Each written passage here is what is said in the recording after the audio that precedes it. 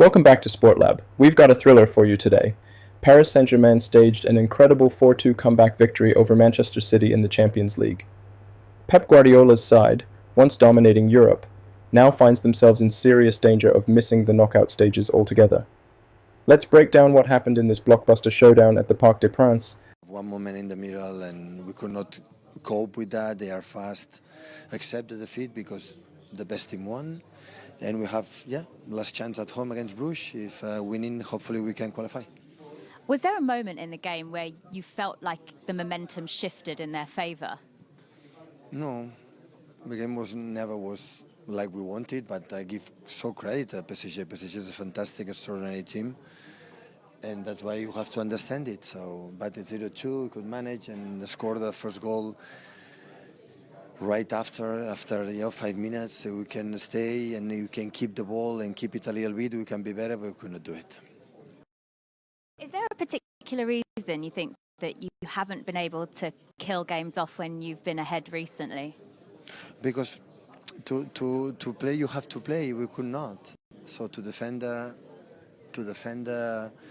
result, you had to take the ball, and we didn't have it. And they have it more. They attack better, and that's why it's more difficult. All or nothing, as you say, for this game against Bruges now. Would it be unthinkable for City to go out of the competition at this stage? Could happen. If we don't win, we don't deserve it. So the game was a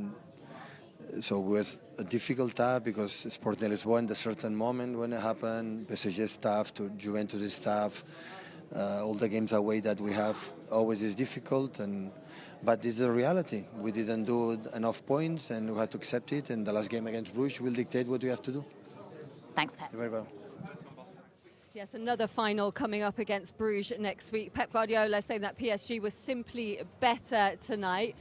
Would it be embarrassing if they went out before the knockouts? 100%. I think Manchester City, with all the success they've had in recent years, have put them into a position where people expect them to get minimum into the knockout stages. So I think they would take it as an embarrassment. I'm 100% sure, because they see themselves as a team that should get into the latter stages, and they've demanded that of their team for the last few years. But yeah, I mean, the manager looks deflated there, and rightly so, because any time you go 2 goals up, don't matter what competition you're in, you expect to see that out. And I think today highlighted again, you don't want to harp on too much about it, that the inability to play Rodri in this team when you need to control moments in games, important moments, and have that type of authority in a game, they're missing that massively in this City team. And led to them conceding 13 in their last 4 Champions League games. Is it as simple as saying they're missing Rodri? How much more to it is there? There's definitely more to it, but he's a massive factor in that equation. The fact that he can dictate the tempo, dictate where the attacks or the opposition go. He knows what a game needs at every given moment, doesn't he, Julian? That's the thing. He understands. Game management is so important and so underestimated in any factor, especially when you're winning. Like Pep said, they want the ball. That's how they control the game. They control it with the ball. Most teams are able to control it out of possession and slow teams down and sit in a low block. Man City don't do that. They dominate possession. And how many times have we recognised, especially Rodri, pick up the ball in the opposition final third and sustain the attack, sustain possession? So they do miss that. But that isn't the only reason that they're giving away 2-goal leads, 3-goal leads, whatever it may be. And just the confidence is a massive factor as well. Well, it all started so well for Jack Grealish, didn't it, when he came off the bench? Tonight, PSG and Manchester City. Welcome back. It's good to have you with us here in our studio in London. Kate, Thierry, Jamie and Micah, thank you for joining us on the post-game show. Let's talk about that game between PSG and Manchester City. It was a good start, Micah. It was a good start. Okay? It started ever so well. I mean, Grealish gets the goal, and I was so happy for him. I mean, he's not at the best of times at Manchester City, and I know this moment will definitely mean a lot to him. I think Akanji does ever so well to go down the line, and then just being in the right place at the right time. You see his position here, we pick him up on the left-hand side, and not wingers get into the box often enough, and he gets into the right position, and it's about the technique, the strike, hits it nice and clean, gets a little bit lucky, but it's exactly what they needed. Probably fortunate at the time to go 1-0 up, but they'll take it. And then number 2 came, Jamie. Yeah, and that man Erling Haaland, Thierry. Yes, exactly. A goal like he likes to score, hanging out the back post and tapping the ball in. That's him. He likes to go there. We've seen it before. We've seen it tonight, and we will see it again. 2-0 Yeah. But then, Kate, the comeback began, and one of the greatest comebacks we've seen in the Champions League, certainly in one half of football. And that man, when he came from the bench, Dembele at half-time, Thierry said you felt that'd be a huge change in the game. This man on the far side, initially Barcola. We said before the game I thought he caused problems to Nunes, but the great thing that he does here, Thierry, you'll know better than me, to stay really cool and stand still as the cross comes in and lets the defenders run away. Exactly. He first and foremost, what Barcola does is very good, although he was playing against Nunes. I thought that was a mistake. But Dembele does, like he's going to the 60-yard box, stops, waits for the cross, and then finishes it. And then, again, ball's going to go this time to Doué. That's going to come back in, curve it. Good reaction. I don't know if he means it like that, but he just wants to, you know, kind of stuff it or whatever it is. But at the end of the day, he's there, back post, off the crossbar, to put the ball in. The stuff helps him, doesn't it, actually? If he hits it clean, the keeper probably saves it. Yeah, at that moment, you know, at that moment, City were about to lose that game. You can see it. Yeah, and the third one comes from a set piece. I mean, poor marking, John Stones just on the pitch, probably could have done a little bit better there, but it's a great header. Talking about from PSG point of view, just coasting in, and it just uses the surface. The pitch was very wet, so he didn't have to put too much power on it. He just guided it into the near post. Really good header by Neves. And it didn't finish there. I mean, there was a big VAR check for this goal from Ramos. But you see challenges for the ball, Guardiola. It's a brilliant finish. Yeah. 4-2.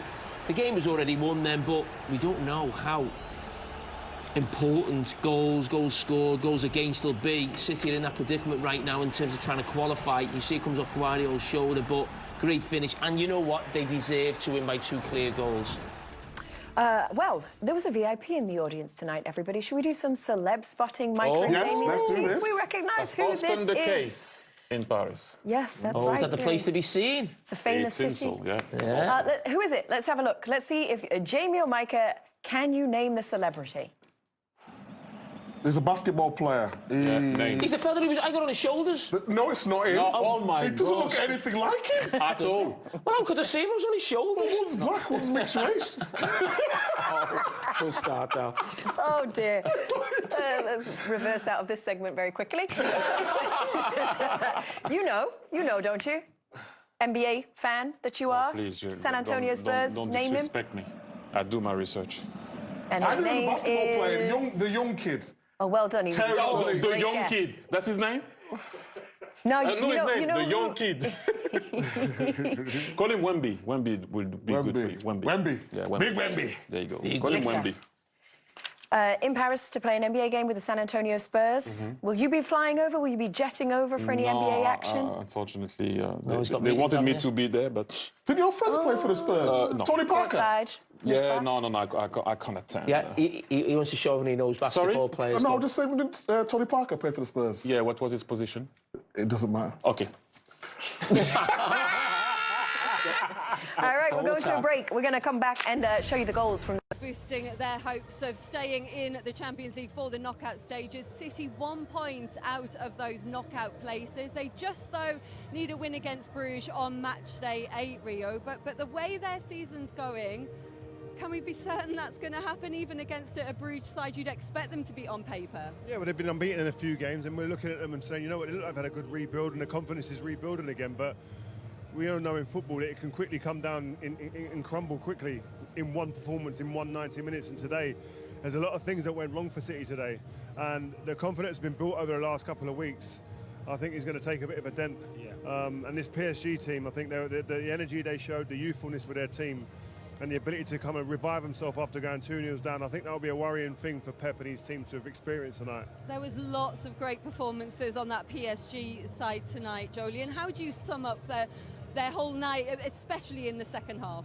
Exciting. Again, they were unfortunate not to go in a goal ahead in the first half, but the second half performance to show the character, the mentality, and Ali and Fletch touched on it throughout the night. It's a different look, it's a different feel. They're working together, they're understanding, the work ethic off the ball especially shows that they're determined to win it back as fast as they possibly can, and they got the rewards through that tonight.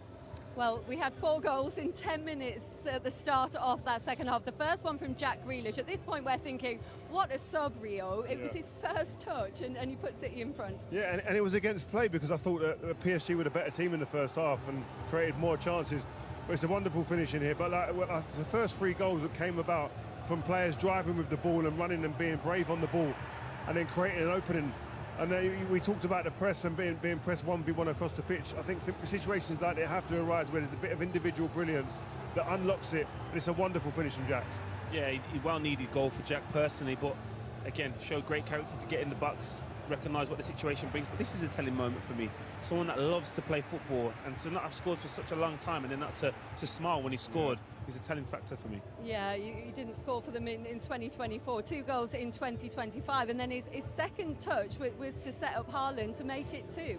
Again, frustrating night for Edison in possession, sloppy distribution in the second half especially, but fortunate enough to pick up the second ball. Nunes travelling, like Rio said, breaking the press, breaking the lines, and then a great weighted pass from Nunes and a great weighted pass from Jack. Fortunate, and probably the only thing that Neves got wrong all night, but Haaland does what he does best and be in the right position. Yeah, it was great, and I think, as I said,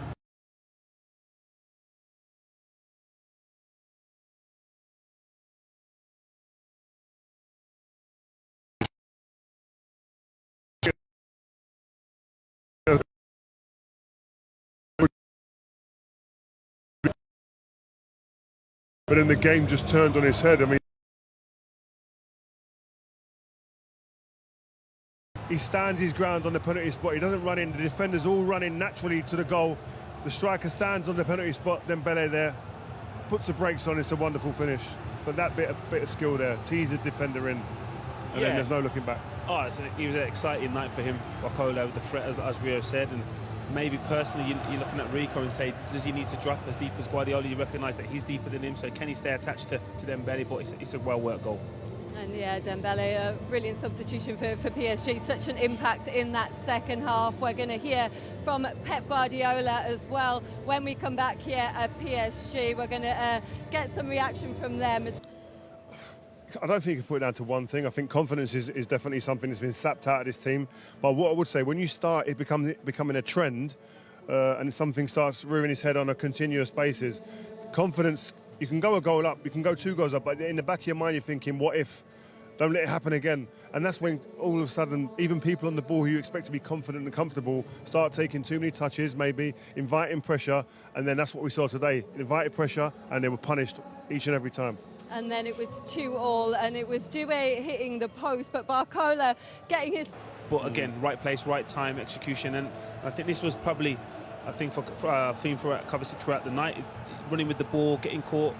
The decision to actually run with it is more daunting than actually losing it. Players lose possession all the time, but the decision to do that, knowing you've given it away a few times throughout the night, but then again, come off the crossbar, defenders can't read them situations. Barcola, I think he's been top goal scorer in the league this season for PSG.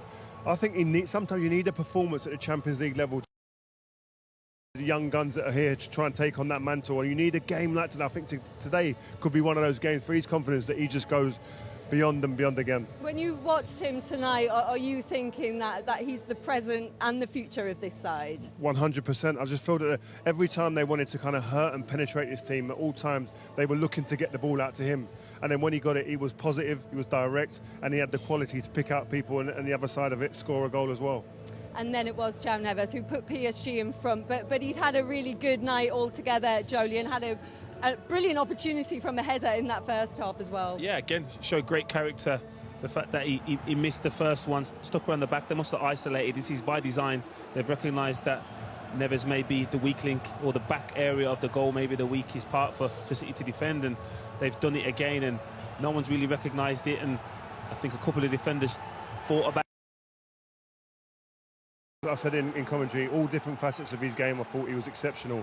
And it's the first time I've seen him live. I've heard so much about him. I spoke to his agent in the summer about him, and he was boosting him up, and you think, oh, he's an agent doing that. But when you see him live today, the amount of ground he covers, the quality he has on the ball, but most importantly, the character to continually get on the ball at his age in different areas of the pitch, being a new member of this team at his age, at this level, very impressive. He's got more assists this season in Ligue 1 than any other player after just arriving in the summer. You can see why the fans love him already. Oh, definitely. His work ethic after the ball, that will always endear you to any fan group, but no more than these set of fans. And like Rio said, he's a born leader. He was captain Benfica before joining here, so he's an exceptional talent and a mentality to match that. And then Gonzalo Ramos put the icing on the cake at the end, 4-2. We were standing watching over in the corner there. There was a long VAR check for this one, Rio, but given in the end as it came off Guardiola. Yeah, and Edison again with a sloppy kick, and they get punished on the other side of that. But he's a number 9. We mentioned before the game, we mentioned during the game, maybe that was one of the things they were lacking. Here you see it looks like he could be off, but the ball comes through to him, and in his mind there's no doubts where that ball's going to end up, and it's in the back of the net. But because it comes off the Man City player, obviously he's not going to be in an offside position, but it's a wonderful finish, and that's what you get when you have a number 9 who can come off the bench and affect games. Finished it off completely. And you said in commentary that you can really identify with this PSG team. Why is that? Yeah, I think I was talking about the Parisians. I think the fans here, I think they've had Galacticos here, superstars here, and they've enjoyed that, but they haven't. I don't think there's been a connection with the fans, so to speak, with players that they can see and identify with and go, you know what, they're giving everything, they're working hard. That's a working man's type of player and team. This team like that. First and foremost, this team work and they run and they have energy. And then you get the rewards of the quality that you have within that as well. And that's something that I felt in this stadium today, that there was a real connection between them players on that pitch and the fans. And that bodes well for the future of this team. Was that about the collective tonight? Oh, 100%. We've come here and watched this team or this club perform numerous times and look like they're playing with 7-8 men without the ball. So tonight there was 11 strong men, and like Rio said, the connection to the fans, that will give them grace when things aren't going so well, when results aren't as positive as tonight. Like you could sense that even though they were 2-0 behind, the fans were still behind them because they've seen that they were determined to get back into it, and the work ethic was still there. And it's not all over for them as well. They've got Stuttgart on match day 8, all the games as well, kicking off simultaneously, which is going to be absolutely fascinating next week. As you said, a tough game for them, Rio. But if they get through after the confidence from tonight, would they be one of your favourites in this competition? I still wouldn't have them as favourites. I think it's probably a bit early for this team because I still think there's some naive elements to them as well. But they'll definitely create an exciting tie, I'm sure. But I think if teams watch this game, a lot of them will say rather kind of sidestep PSG in the knockout stage if they all get there. Okay, what a second half we've seen here. What a game and what a win for PSG. 2-0 down. Paris Saint-Germain stunned Manchester City with a thrilling 4-2 comeback, sending Pep Guardiola's side into deeper Champions League turmoil. Despite City holding a 2-0 lead thanks to goals from Jack Grealish and Erling Haaland, PSG mounted an unforgettable rally in the final stages. The turning point came in the 78th minute when Ousmane Dembélé scored, followed by Bradley Barcola's equaliser just minutes later. João Neves then headed PSG into the lead in the 89th minute, and Gonçalo Ramos sealed the win with a stoppage-time strike. City's season-long defensive struggles were on full display as they've now dropped 21 points from winning positions. With their final group match against Club Brugge on January 29th, a must-win game looms for City to have any chance of advancing. Meanwhile, PSG showed their resilience, with Dembélé, Barcola, Neves and Ramos stepping up under pressure, sealing their place in the knockout stages with an impressive display. What a game! PSG fans, how far can your team go in this year's Champions League? And City supporters, is this the end of Guardiola's European dominance? Let us know in the comments below. Don't forget to like, share and subscribe to Sport Lab for all your football breakdowns and updates. Thanks for tuning in, and we'll see you in the next one.